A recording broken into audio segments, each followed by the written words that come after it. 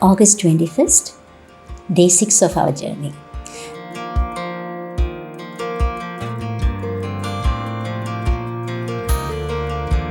Another beautiful morning to wake up to.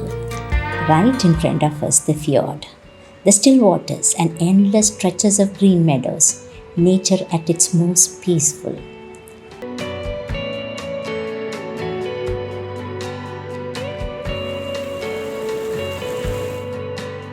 Swami was already up, enjoying his quiet bed coffee moment, soaking in the view. Lalita relaxed beside him, and my kids, Krishna and Gauri, were already lost in their own little world, capturing memories through their lenses. While Swami checked the car, I wandered around, filming everything I could, trying to hold on to every frame of that morning.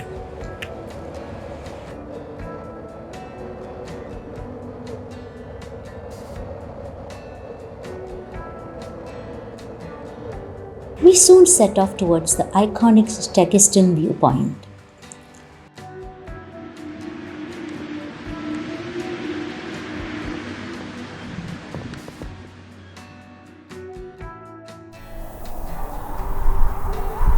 It was a cloudy morning, the kind where fog gently hides more than it reveals.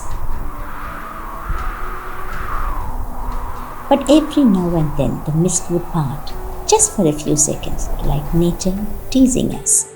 And in those brief moments, we saw it all.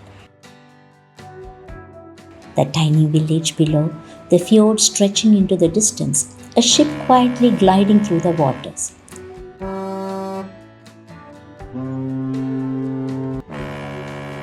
Even that glimpse was enough to leave us in awe. We stood, and as I stood there, trying to mesmerize it all, knowing no camera could truly capture what a heart feels.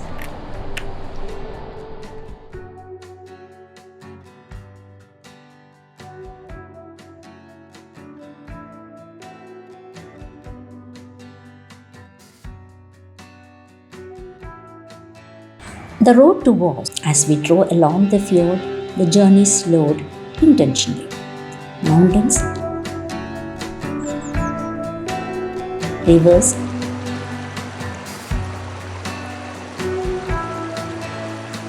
tiny cottages,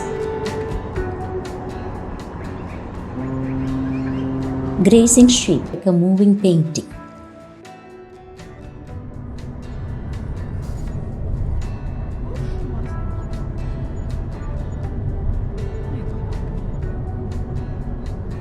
We stopped often, sometimes for photos, sometimes just to breathe it all in.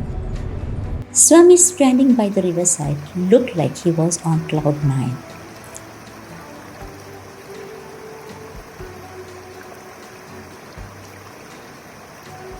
Completely at peace, completely present. From Voss, we decided to drive up the mountain again. This time, not by chance, but by choice, just to enjoy the view from above.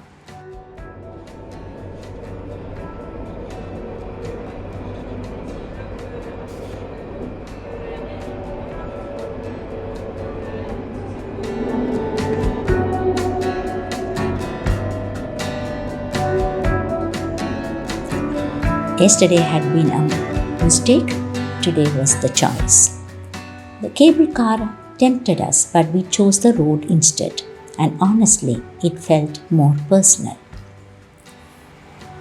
At the top, we visited the Voss Folk Museum.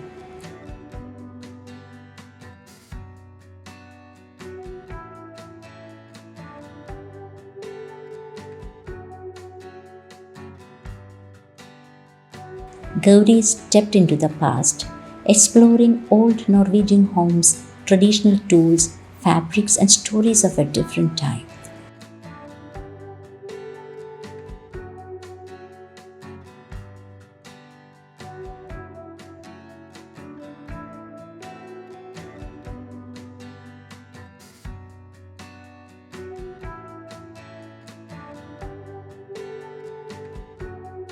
While we waited outside, watching cable cars glide silently across the sky.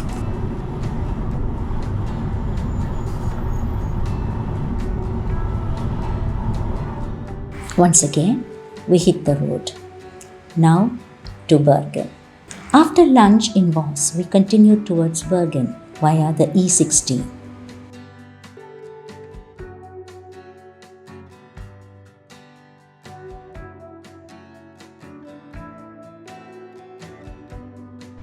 No major stops, just long tunnels cutting through mountains and quiet stretches of road.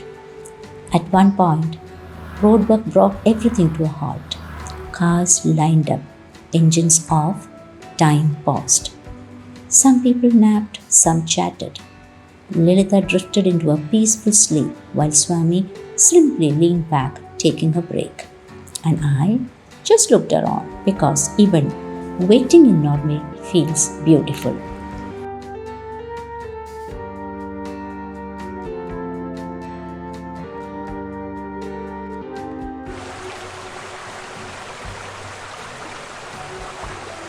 As we approached Bergen, where the fjord meets the city, the landscape began to change.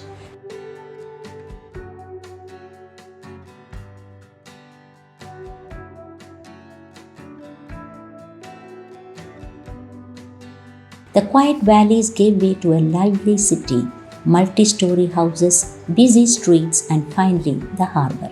And what a sight it was! The famous Bergen wharf stood proudly.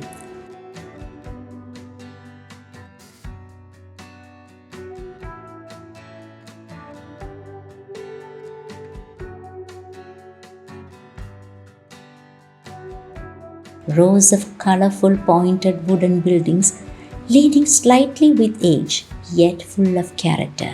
The harbor was alive, boats gently rocking, the ships anchored in the distance, seagulls circling above, and mountains rising quietly behind the city.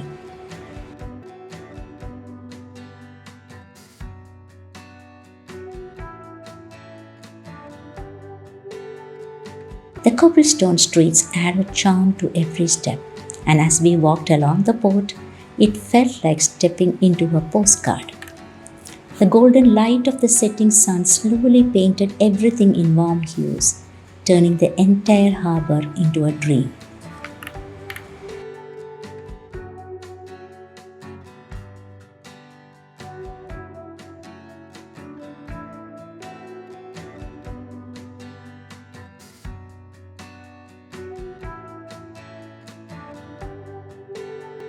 How could you miss the fish market and simple joys? At the Bergen fish market,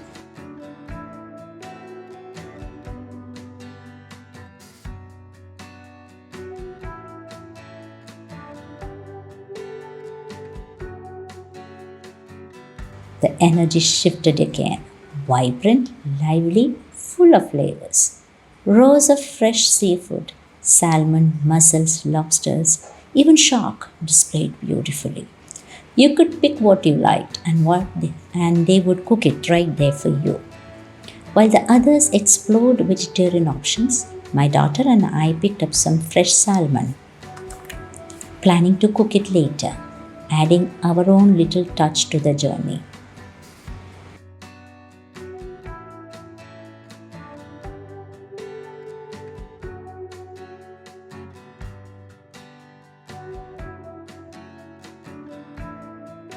As the sun dipped lower, casting a golden glow over the city,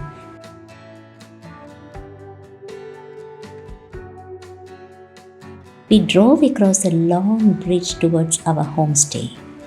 Flowers welcomed us at the entrance, and just when the day felt complete, there was Swami again, finding a tarpaulin sheet and jumping like a child. Pure joy, unfiltered.